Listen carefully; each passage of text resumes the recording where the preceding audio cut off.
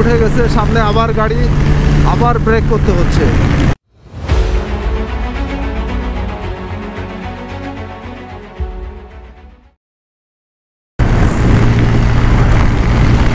আপনারা অনেকে N160 বাইকের টপ এন্ড পাওয়ার নিয়ে অনেক প্রশ্ন করছেন বিভিন্ন সময় যে N160 বাইকের আসলে টপ স্পিড কত।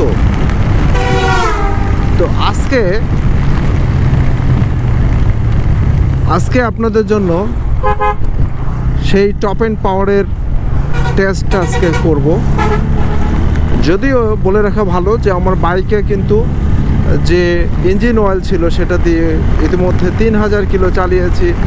অয়েল ফিল্টার পুরাতন এবং এয়ার ফিল্টারও কিন্তু পুরাতন। এগুলো যদি ধরেন নতুন ইঞ্জিন অয়েল হতো, যদি অয়েল ফিল্টার এয়ার ফিল্টার যদি নতুন হতো, তাহলে কিন্তু যে টপ এন্ড পাওয়ারটা পাওয়া যাবে এখন তার থেকে ডেফিনেটলি বেশি পাওয়া যেত।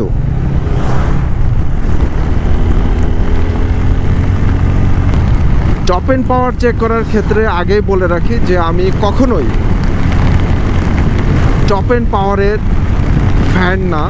আমি অ্যাভারেজ বাইক রাইড করি রোডের কন্ডিশন অনুযায়ী, রোড যেভাবে গাইড করে সেভাবে। তো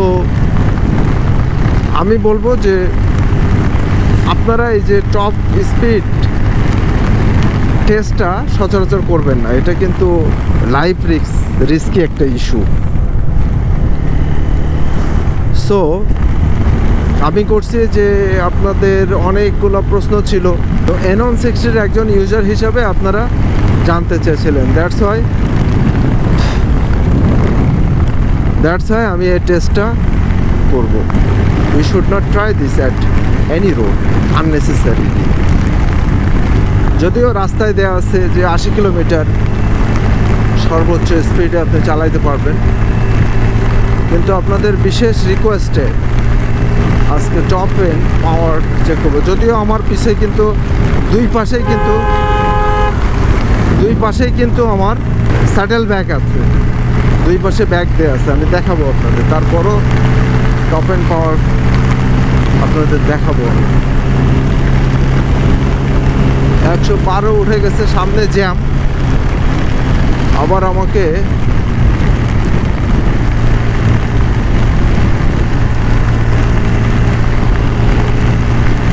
কয়েকটা চান্স নিতে হবে, কারণ রাস্তা তো ফ্রি থাকতে হবে। রাস্তা ফ্রি ছাড়া থ্রটাল দিলেই উঠে যাবে।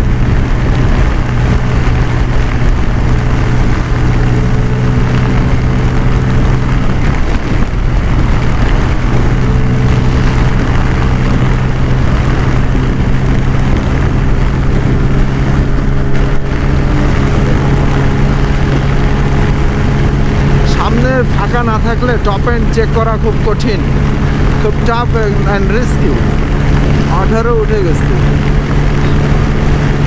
19, 20 তো উঠে গেছে। সামনে গাড়ি, আবার আমাকে ব্রেক করতে হলো, কিন্তু 20 কিন্তু উঠে গেছে সামনে গাড়ির জন্য, আর উঠাইতে পারলাম না।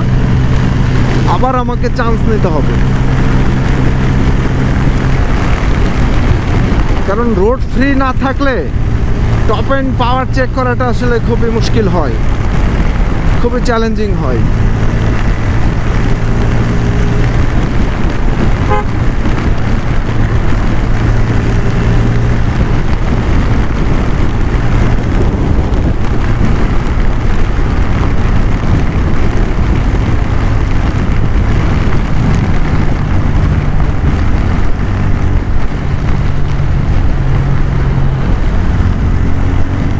বিশ পর্যন্ত পেলাম, তাই না?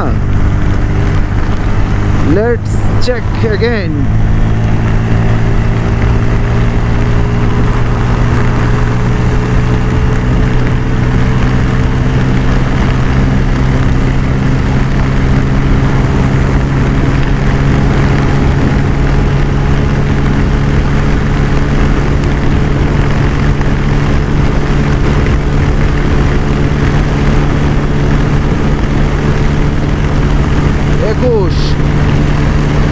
উঠে গেছে, সামনে আবার গাড়ি, আবার ব্রেক করতে হচ্ছে। 21 উঠছে, 21 গাড়ির কারণে আরেকবার চান্স নিতে হবে। এটা কিন্তু প্রচুর বাতাস উল্টা দিক থেকে যাচ্ছে। সামনে গাড়ি আবার, আসলে বাংলাদেশের রোড কন্ডিশনই এরকম যে আপনি যে 20-25-এ চালাবেন সেই রাস্তায় আসলে নাই। 20-এ চলছে 21,